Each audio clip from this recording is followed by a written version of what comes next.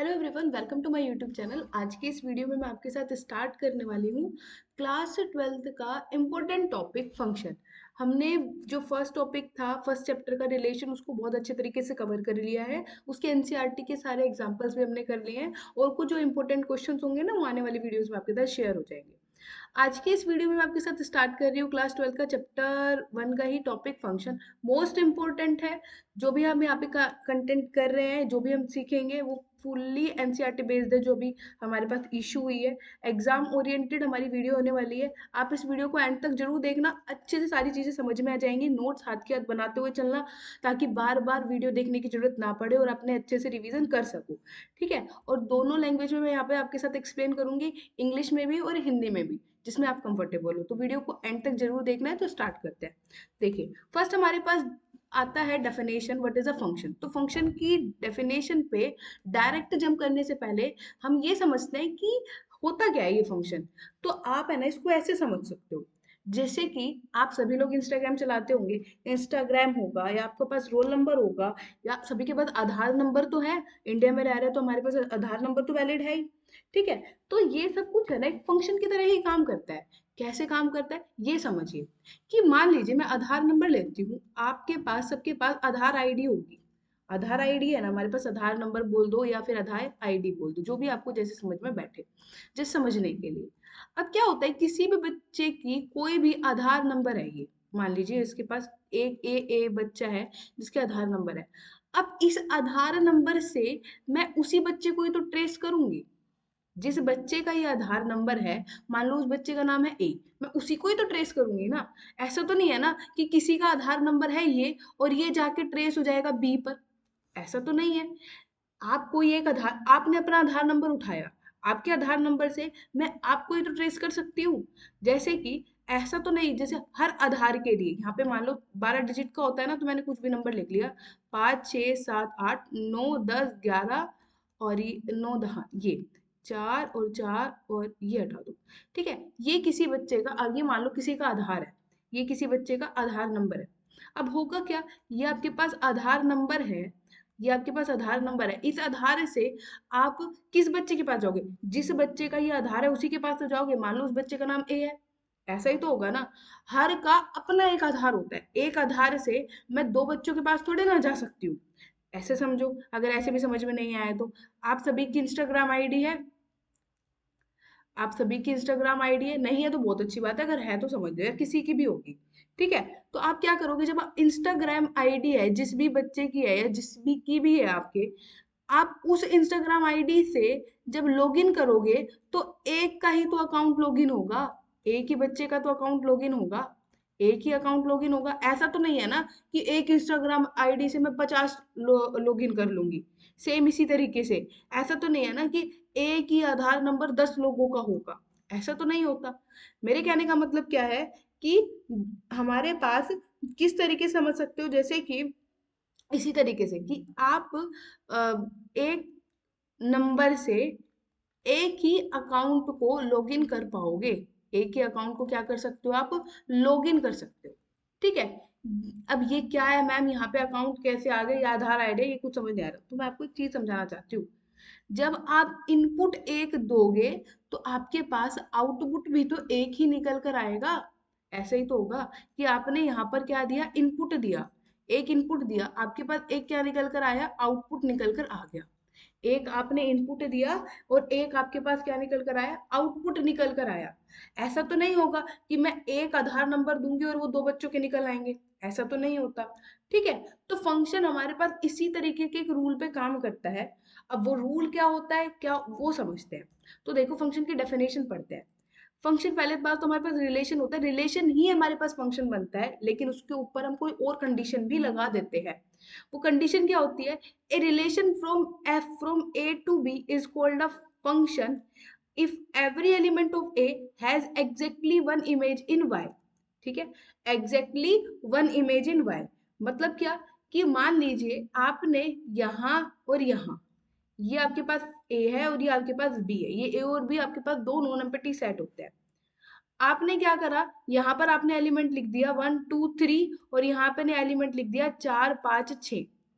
आपको मिला कि 1 जाके मैप हो रहा है 4 पे, 2 जाके मैप हो रहा है 5 पे, 3 जाके मैप हो रहा है 6 पे। इसको आप इस तरीके से समझ सकते हो। मतलब इसको इस तरीके से समझ सकते हो, और अच्छे तरीके से मैं यहाँ पर कुछ और लिख देती हूँ।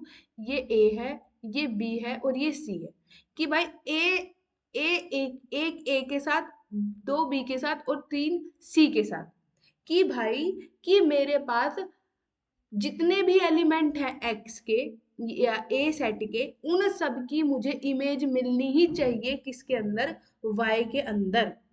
तो हमारे पास वो फंक्शन बन जाएगा, और अगर ऐसा है तो नहीं बनेगा। ठीक है, अगर ऐसा नहीं है तो फिर नहीं बनेगा। कैसे समझ सकते हो, कि आप अपना अकाउंट लॉगिन करते हो, तो आप जितने भी अकाउंट लॉगिन करोगे, जितने भी आप अकाउंट लॉगिन करोगे, उन सब का आपको अकाउंट खुलता जाएगा ना, जहां पर जो भी आपके पास अकाउंट है, मान लो इंस्टाग्राम अकाउंट है, फेसबुक अकाउंट है, व्हाट्सएप अकाउंट है, तो वो आपके पास एक एक के लिए एक एक मिलता जाएगा।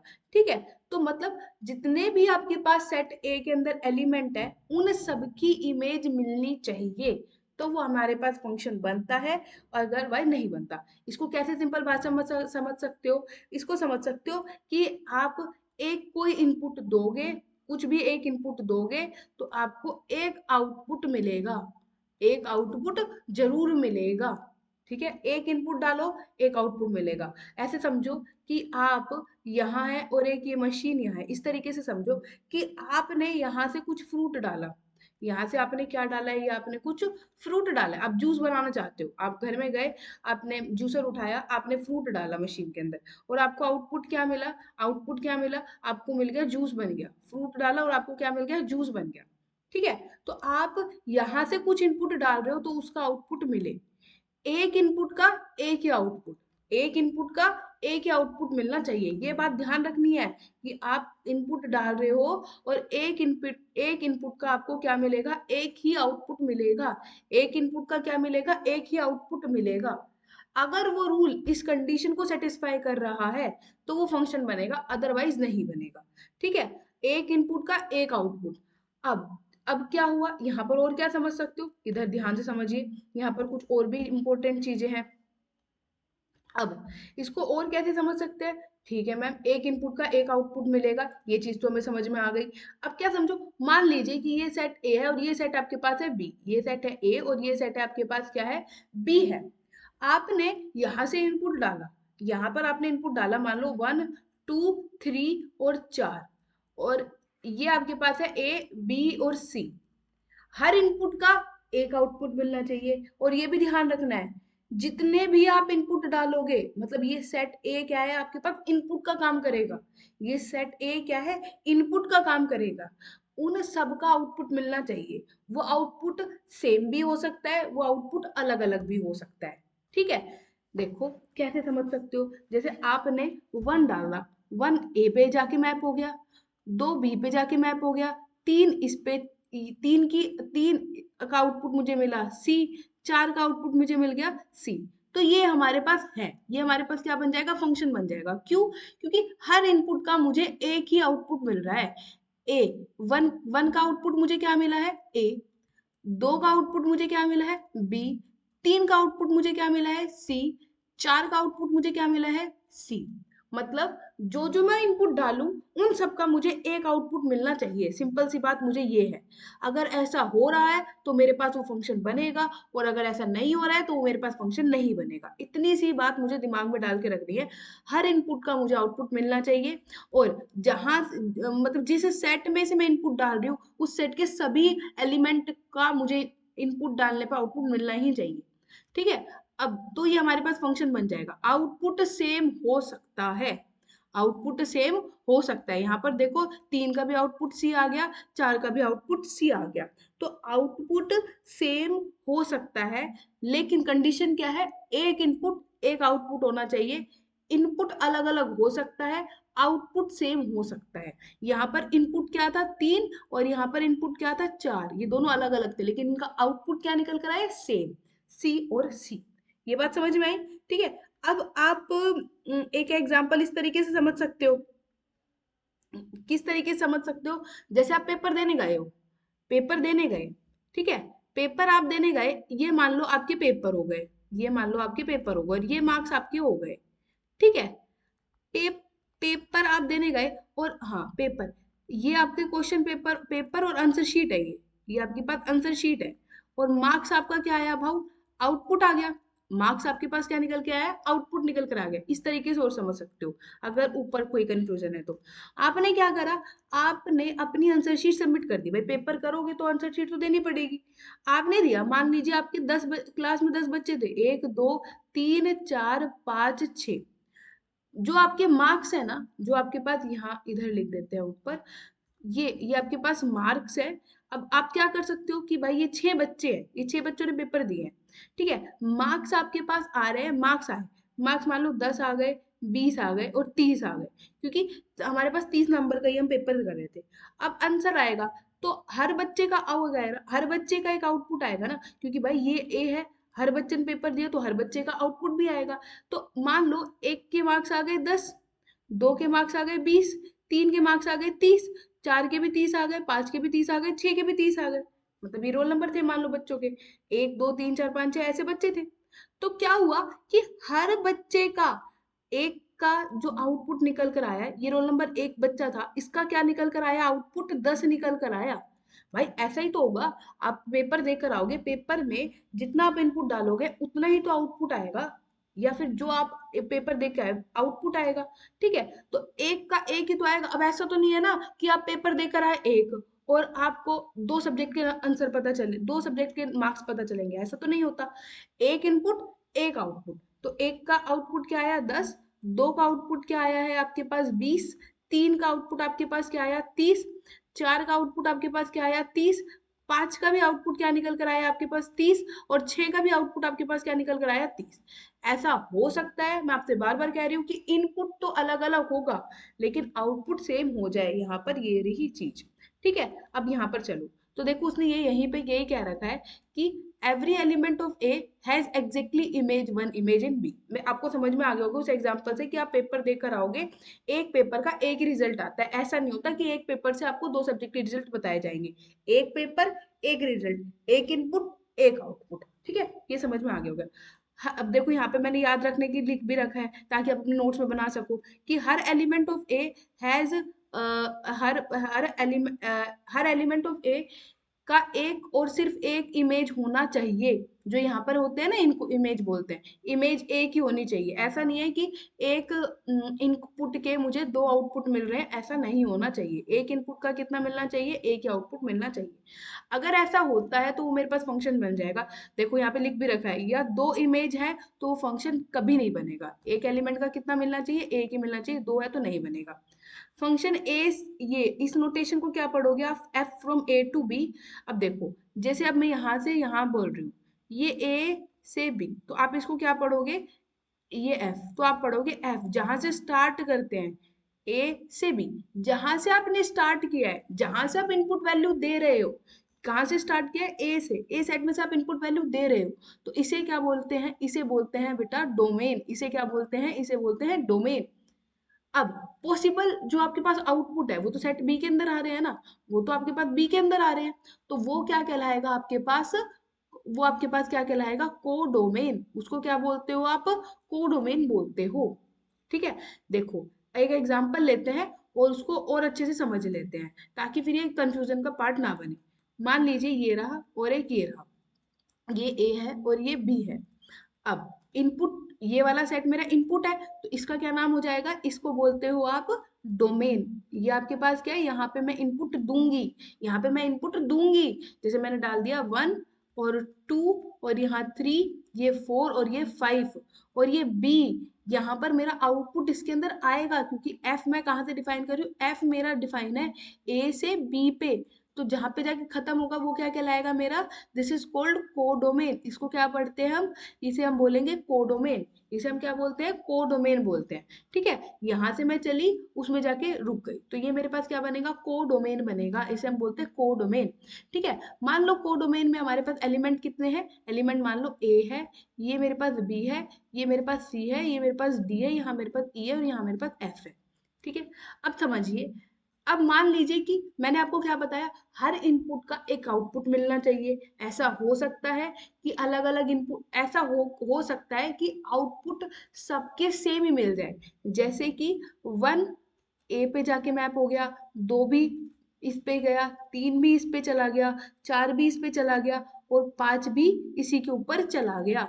ये सारे के सारे किस पे जाके मैप हो गए, 1 पे। तो पहले तो देखो क्या ये फंक्शन है, क्या ये फंक्शन है, यस है। क्यों है भाई, क्योंकि मैंने एक इनपुट डाला 1, उसकी मुझे आउटपुट कितना मिला, एक ही, ए। मैंने इनपुट डाला 2 तो उसका भी आउटपुट मुझे क्या मिला, ए। मैंने इनपुट डाला 3 तो उसका भी मुझे आउटपुट क्या मिला, ए। मैंने इनपुट डाला 4 तो उसका भी आउटपुट मुझे क्या मिला, ए। मैंने इनपुट डाला 5 तो उसका भी आउटपुट मुझे क्या मिला, ए। मैंने एक इनपुट डाला, उसका मुझे एक आउटपुट मिला। ठीक है, अगर ऐसा हो जाता कि एक इनपुट के 2 आउटपुट मिल जाते तो वो फंक्शन नहीं होता। तो यस, ये फंक्शन तो है। अब देखो यहाँ पर आउटपुट क्या है, ये आउटपुट क्या है, आउटपुट है मेरे पास सेम। आउटपुट क्या है मेरे पास, सेम। तो क्या ऐसा हो सकता है, हाँ ऐसा हो सकता है कि इनपुट तो मेरे पास डिफरेंट होता है और आउटपुट सेम, ऐसा हो सकता है। ठीक है, अब समझो एक और वर्ड आता है जिसको हम बहुत यूज करते हैं, रेंज। जो भी मेरे पास आउटपुट आ रहा है ना, वो उन सबको एक सेट में लिख दो, वो मेरे पास क्या कहलाएगा, वो मेरे पास रेंज कहलाएगा। जो जो मेरे पास, देखो ये पूरा का पूरा बी, ये पूरा का पूरा बी, बी के अंदर जितने भी एलिमेंट है, अब सब तो आउटपुट नहीं बने ना, उनमें से कुछ ही तो ए के आउटपुट बनेंगे। ऐसा भी हो सकता है सारे के सारे बन जाए, ऐसा भी हो सकता है कि भाई कुछ ही बने, और ऐसा भी हो सकता है ना भी बने। वो तो अलग केस हो गया, ना बनने तो वो तो अलग ही केस हो गया। वो हो फिर वो फंक्शन भी कैसे बनेगा, क्योंकि आउटपुट नहीं बनेगा। तो दो केस होंगे, या तो कोडोमेन के सारे एलिमेंट आउटपुट बन जाएंगे, या कोडोमेन के सारे एलिमेंट आउटपुट नहीं बनेंगे। और जो कोडोमेन के सारे एलिमेंट आउटपुट नहीं बनेंगे, तो जो एलिमेंट आउटपुट बन रहे हैं, जैसे यहाँ पर क्या हो रहा है, यहाँ पर सिर्फ ए ही मेरा आउटपुट बन रहा है।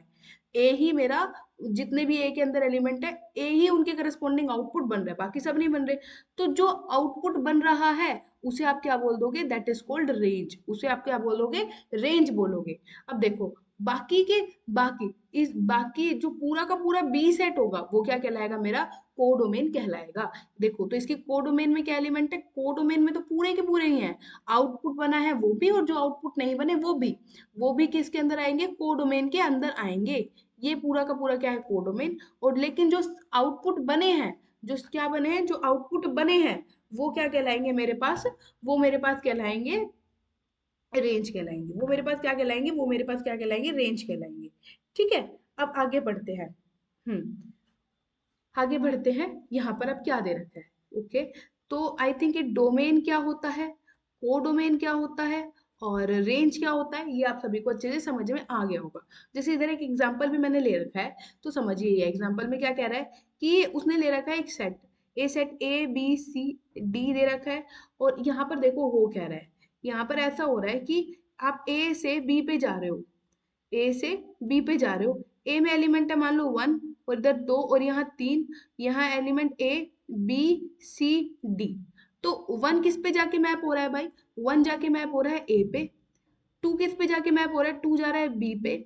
और 3 किस पे जा रहा है, 3 जा रहा है मेरा सी पे। 1 किस पे जा रहा है, ए पे। 2 मेरा किस पे जा रहा है, बी पे। और 3 मेरा किस पे जा रहा है, सी पे जाके मैप हो रहा है। ठीक है, तो क्या ये फंक्शन है, हाँ ये फंक्शन है। क्यों है, क्योंकि हर इनपुट का एक ही तो आउटपुट मिल रहा है, हर इनपुट का एक ही तो आउटपुट मिल रहा है। 1 किस पे जाके मैप हो गया, ए पे। 2 किस पे जाके मैप हो गया, बी पे। 3 किस पे जाके मैप हो गया, सी पे। हर इनपुट का एक एक आउटपुट मुझे मिल रहा है। आउटपुट सेम भी हो सकता है, आउटपुट डिफरेंट भी हो सकता है, वो अलग बात है। उससे हमें फर्क नहीं पड़ेगा, हमें सिर्फ ये देखना है कि हर इनपुट का आउटपुट मिल रहा है या नहीं।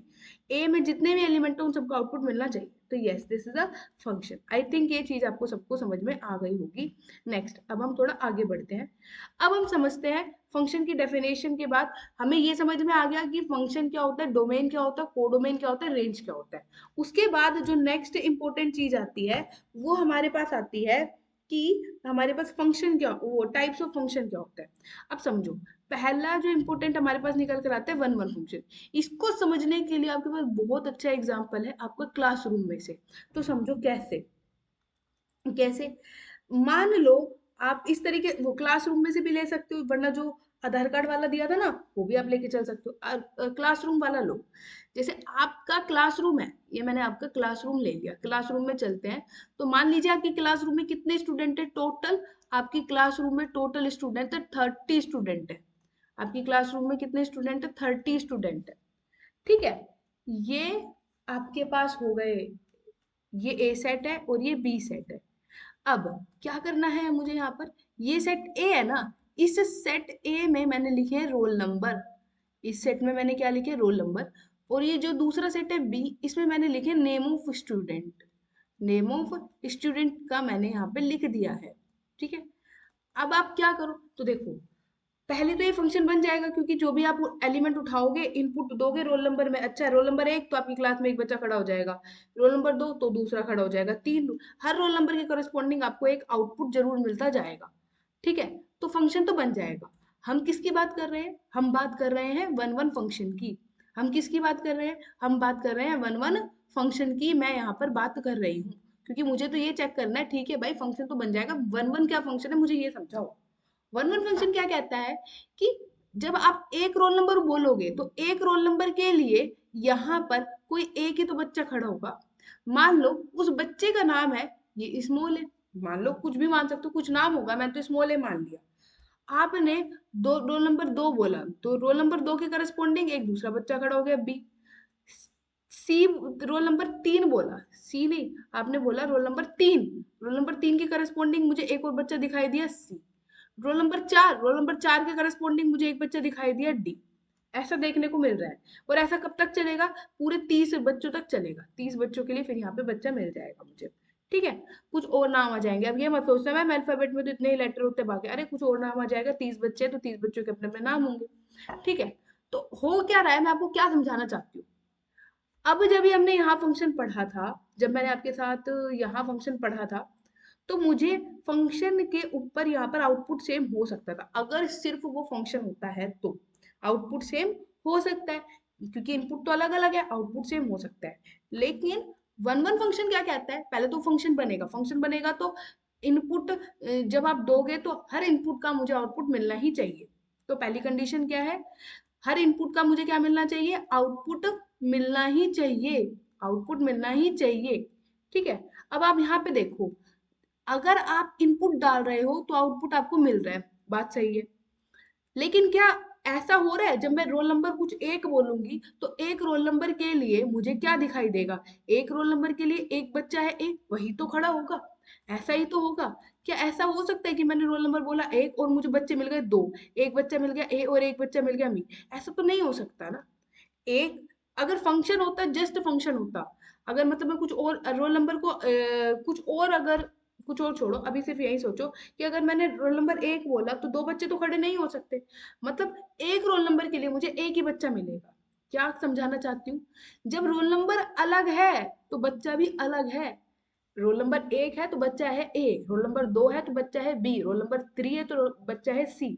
मतलब वन वन फंक्शन कब बनता है, वन वन फंक्शन बनता है जब आपका इनपुट अलग अलग है तो आउटपुट भी आपको अलग अलग ही देखने को मिले।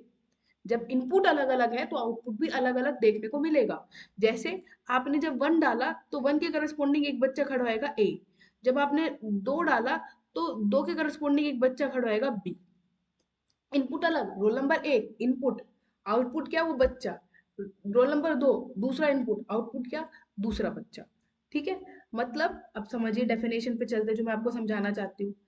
ए से बी में अगर different element of A have different image in B, यही तो मैंने आपको समझाया कि अगर आप यहां से यहाँ पे जा रहे हो, इनपुट अलग होगा तो आउटपुट भी क्या होगा, अलग, रोल नंबर और स्टूडेंट के साथ आप मैच कर सकते हो।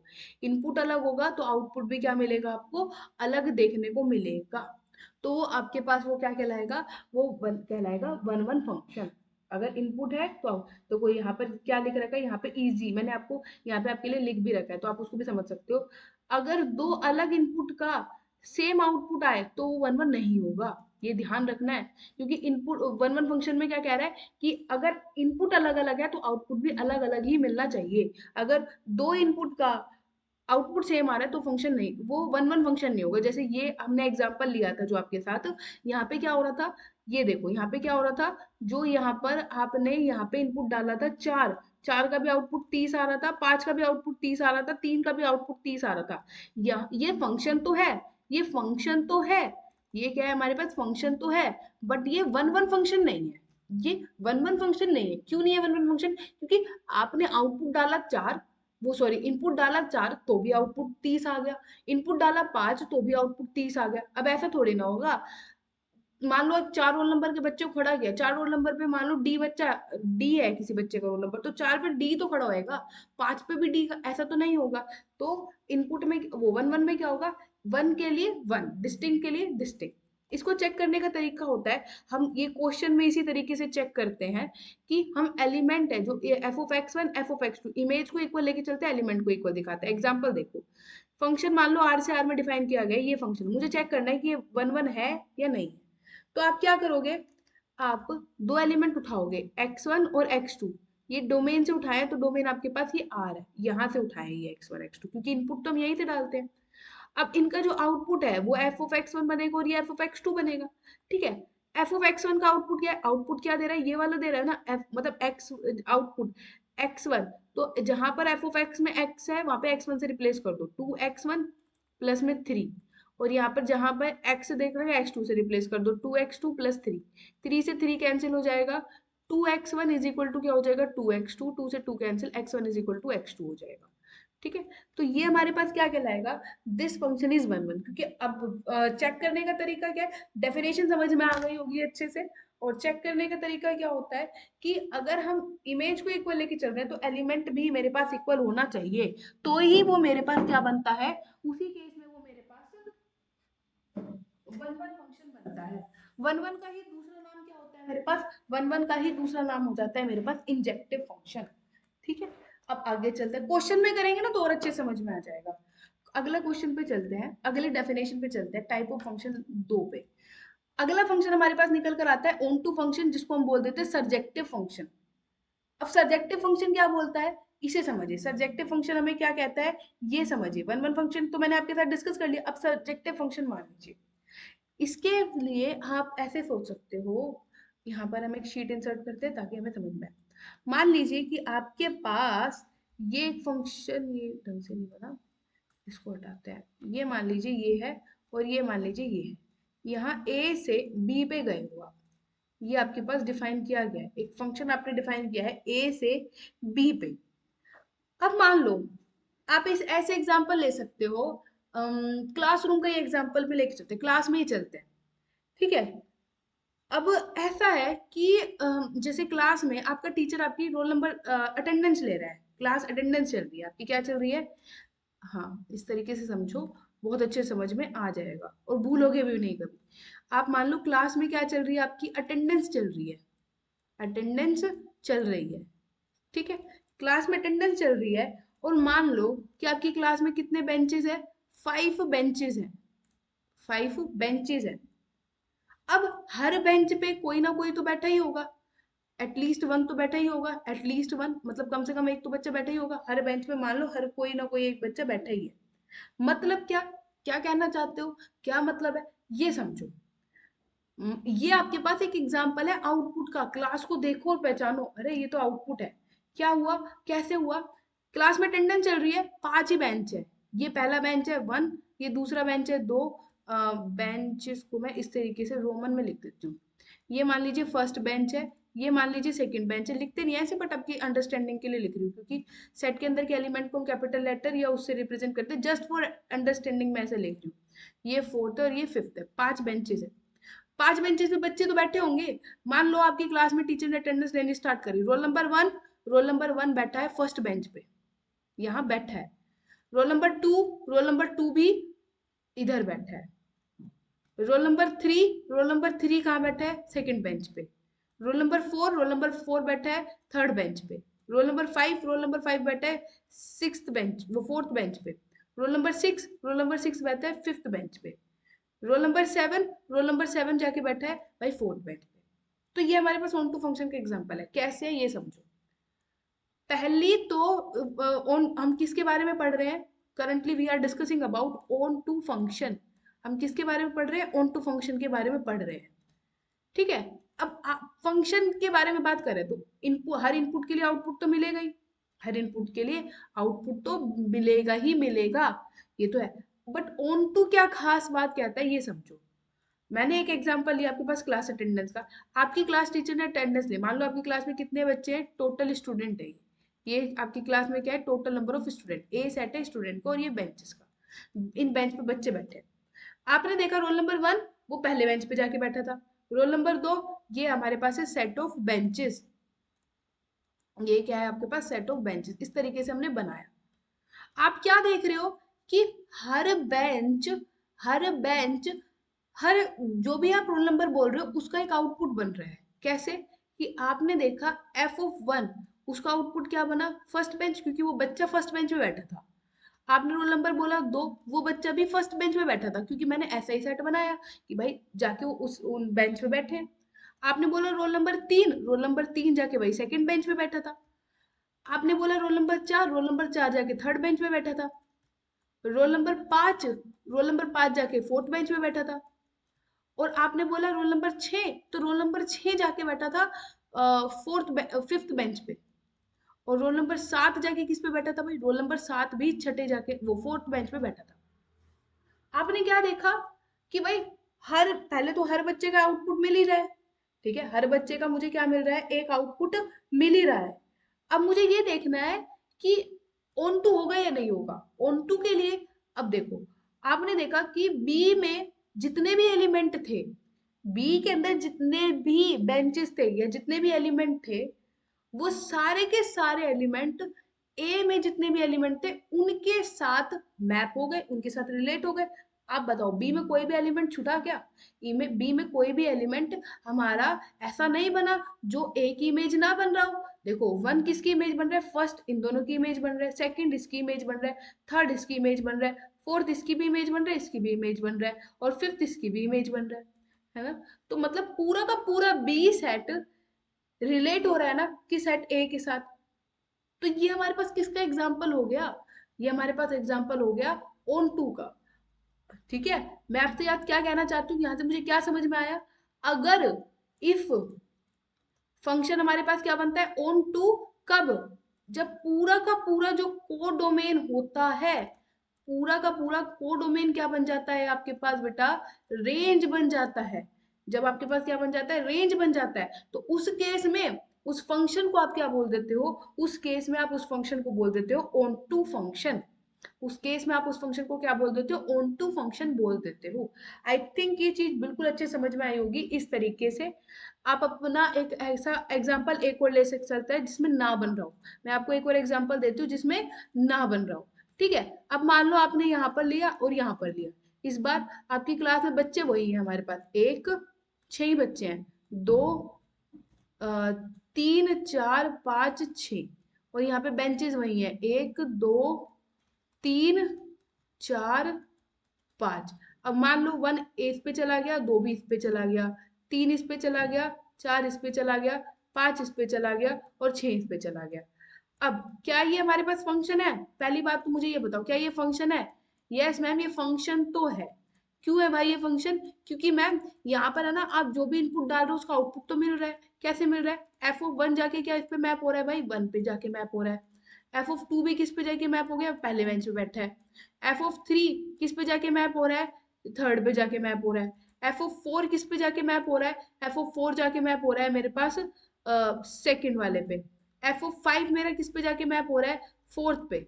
और एफ ऑफ 6 मेरा किस पे जाके मैप हो रहा है, फोर्थ पे। हाँ मैम हर इनपुट की आउटपुट तो मिल रही है। ठीक है। अब क्या ये ऑन टू है मेरे पास, क्या ये ऑन टू है? ऑन टू के लिए मैंने आपको क्या बताया कि भाई पूरा का पूरा कोडोमेन मेरे रेंज में आना चाहिए था। अब देखना, पूरा का पूरा कोडोमेन रेंज में है। कोडोमेन में कितने एलिमेंट है बेटा, कोडोमेन में तो मेरे पास एलिमेंट कितने दे रखे हैं, 1, 2, 3, और ये दे रखा है आपके पास फोर्थ, और ये दे रखा है आपके पास फिफ्थ। लेकिन ये जो रेंज बनी, रेंज मतलब इमेज, रेंज मेरे पास क्या बनी है, रेंज मेरे पास में कितने एलिमेंट बने हैं, एक फर्स्ट आया है मेरे पास, सेकंड आया है मेरे पास, थर्ड आया है मेरे पास और फोर्थ आया है। पूरी की पूरी रेंज में मेरे पास फिफ्थ एलिमेंट तो बना ही नहीं, फिफ्थ एलिमेंट तो किसी की इमेज बना ही नहीं। तो क्या ये मेरे पास एक ऑन टू फंक्शन बनेगा? तो ये ऑन टू फंक्शन नहीं बनेगा। समझ में आ गया? आई थिंक सभी को क्लियर हो गया होगा। अब देखो हम वापस चलते हैं, वो क्या कहता है, ये फंक्शन ए से बी में ऑन टू सब्जेक्टिव बनेगा अगर every element of B has at least pre image in A. इसका मतलब यही है जो मैंने आपको सिंपल भाषा में बताया, कि जो रेंज है वो पूरी की पूरी कोडोमेन बन जानी चाहिए। ट्रिक जो मैंने आपके साथ डिस्कस करी वही लिख रखा है। हर एलिमेंट है जो बी का, वो कवर करना चाहिए। मतलब अगर आप फंक्शन ए से बी में डिफाइन कर रहे हो ना, तो पूरा का पूरा बी सेट कवर हो जाना चाहिए, जैसे इस एग्जांपल में हो रहा था। पूरा का पूरा बी सेट कवर हो गया था, इमेज बन गया था। कोई भी एलिमेंट बी में नहीं छूटना चाहिए। आप ये वाला एग्जांपल को समझ सकते हो। और ये मैंने आपके साथ एग्जांपल ले लिया। ये बस आपको क्या चेक करना है ऑन टू में, जैसे तो आपको बस ये चेक करना है कि अगर आपके पास फंक्शन ऑन टू है तो पूरा का पूरा रेंज सेट कोडोमेन के इक्वल आना चाहिए। अगर रेंज सेट कोडोमेन के इक्वल है तो फंक्शन ऑन टू है, और अगर हमारा रेंज सेट कोडोमेन के इक्वल नहीं है तो वो फंक्शन हमारा ऑन टू नहीं है। सिंपल सी बात ये है। आई थिंक ये चीज क्लियर हो गई होगी। अब आगे बढ़ते हैं। ओके, नेक्स्ट हमारे पास आता है बाइजेक्टिव फंक्शन। किसी भी फंक्शन को बाइजेक्टिव कब बोलोगे? आपने एक फंक्शन चेक करा एफ ऑफ एक्स, मान लीजिए वो हमारा ए से बी में जा रहा है। अगर वो फंक्शन वन वन भी बनता है और अगर वो फंक्शन ऑन टू भी बनता है तो उसको बोल देते हो बाइजेक्टिव फंक्शन। वन वन भी है, ऑन टू भी है, तो हमें अब वन वन चेक करने के लिए ये बताया था मैंने आपके पास, इमेज को इक्वल लेके चलते हैं, एलिमेंट को इक्वल दिखाते हैं, तो हमारे पास क्या बन जाता है, वन वन। ऑन टू के लिए रेंज और कोडोमेन इक्वल होनी चाहिए। अगर रेंज कोडोमेन के इक्वल है तो वो ऑन टू है, अगर नहीं है तो नहीं है। दोनों चीजें होनी चाहिए, वन वन भी होना चाहिए, ऑन टू भी होना, तो ही वो बाइजेक्टिव बनेगा। अगर एक भी चीज उसमें सेटिस्फाई नहीं कर रही, मान लो वो वन वन है बट ऑन टू नहीं है, तो वो हमारा फंक्शन बाइजेक्टिव नहीं बनेगा। इसको समझ सकते हैं, हम एक एग्जांपल ले लेते हैं। सपोज आपने यहाँ से यहाँ पे डिफाइन किया है, ठीक है, आपने यहाँ से यहाँ डिफाइन किया है, ये सेट है हमारे पास ए और ये सेट है हमारे पास बी। सेट ए में मान लीजिए आपके पास एलिमेंट है वन टू थ्री और ये फोर, और सेट बी में एलिमेंट मान लीजिए ए बी सी डी। तो ये यहाँ पे गया, ये यहाँ पे गया, ये यहाँ पे गया, ये यहाँ पे गया, मान लीजिए मैंने एक एग्जाम्पल ये लिया है। तो मुझे चेक करना है क्या ये बाइजेक्टिव है। अब बाइजेक्टिव में तो मैंने आपके साथ क्या डिस्कस किया था, बाइजेक्टिव वन वन भी होना चाहिए और ऑन टू भी होना चाहिए। तो पहले वन वन के लिए चेक करो।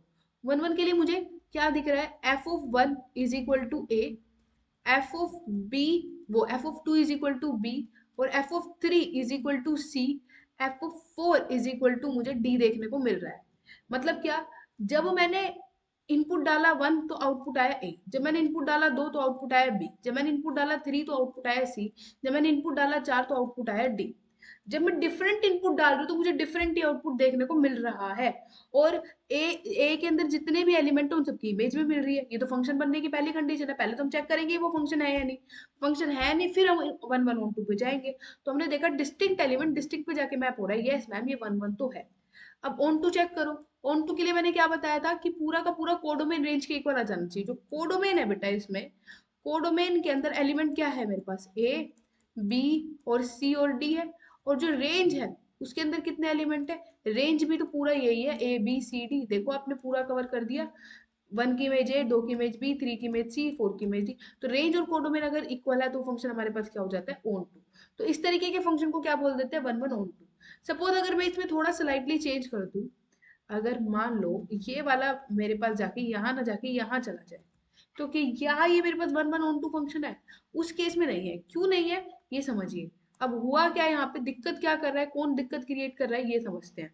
यहाँ पे हो क्या रहा है, यहाँ पर हुआ क्या कि वन वन आया ऑन टू है ये चेक करना है। अब यहाँ पर फोर्थ की इमेज क्या मिल गई, सी।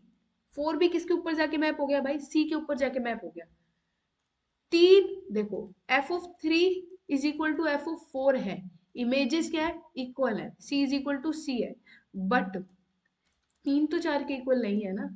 और रूल क्या कहता है, अगर इमेजेस इक्वल है तो एलिमेंट भी इक्वल होना चाहिए। Distinct image distinct element same पे तो जाके मैप नहीं हो सकता, ऑन टू नहीं है। ठीक है, एक तो आप इस तरीके से सोच सकते हो। और क्या समझ सकते हो, और मान लो ऐसा हो जाता, मान लो अगर ऐसा केस हो जाता कि हाँ यहाँ पर मान लो ई एलिमेंट है और ये, तो क्या ये मेरे पास बाइजेक्टिव है? पहले तो समझो ये वन वन तो है ना, वन वन तो है मैम। क्यों है? डिस्टिंक्ट एलिमेंट डिस्टिंक्ट पे जाके मैप हो रहा है, 1 ए पे, 2 बी पे, 3 सी पे और 4 डी पे। 1 1 तो है, क्या ये ऑन टू है? ऑन टू नहीं है। क्यों नहीं है? क्योंकि इस बार ये ई रह गया, क्योंकि रेंज, अब देखो इस केस में जो मेरे पास रेंज है ऑन टू नहीं है। क्यों? रेंज मेरे पास क्या है? ए बी सी और डी, लेकिन ये किसके इक्वल नहीं है? कोडोमेन के इक्वल नहीं है। और जब रेंज मेरी कोडोमेन के इक्वल नहीं होगी तो फंक्शन मेरे पास किसी भी हाल में बाइजेक्टिव नहीं हो सकता। वो फंक्शन मेरे पास क्या नहीं होगा? बाइजेक्टिव नहीं होगा। आई थिंक सभी को क्लियर हो गया होगा। ये था हमारे पास। ठीक है, कंपोजिशन ऑफ फंक्शन हम नेक्स्ट वीडियो में डिस्कस करेंगे। यहाँ पर एक दो चीजें और मिसिंग आउट रह गई, वो समझो। अगर फंक्शन मेरे पास ऑन टू नहीं होता, उस केस में उस फंक्शन बाद में डिस्कस करेंगे। इस वीडियो में हम इतना ही रखते हैं। अगर मेरी वीडियो अच्छी लगी हो तो प्लीज मेरे चैनल को सब्सक्राइब करें, वीडियो को लाइक करें। Thank you.